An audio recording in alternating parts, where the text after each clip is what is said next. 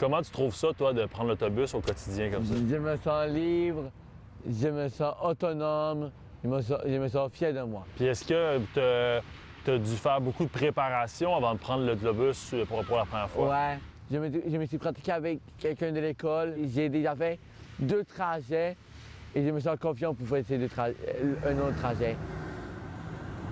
Le premier trajet qu'il a fait seul, en toute autonomie, les étoiles, la fierté qu'il y avait dans les yeux, quand tu peux te déplacer du point A au point B en toute autonomie, ça change la vie des apprenants. On est arrivé à un moment où Ludovic pouvait être autonome en transport en commun. Alors c'est de là d'où est partie l'idée, en fait. Puis ensuite, j'ai amené ça avec mon équipe en accessibilité universelle à la STM. Ça s'articule en 2 volets.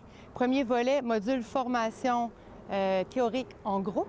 Et deuxième volet, entraînement individuel, donc sur le terrain. Alors, l'apprenant va choisir un trajet avec lequel il va être autonome et il va aller pratiquer sur le terrain avec un entraîneur ou un entraîneur. Donc, c'est un programme métropolitain.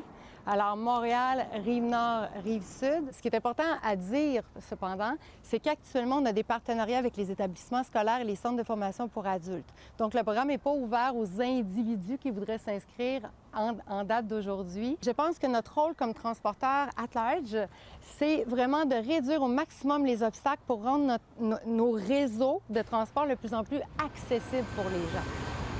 C'est un programme, je pense, qui est riche, qui est nécessaire.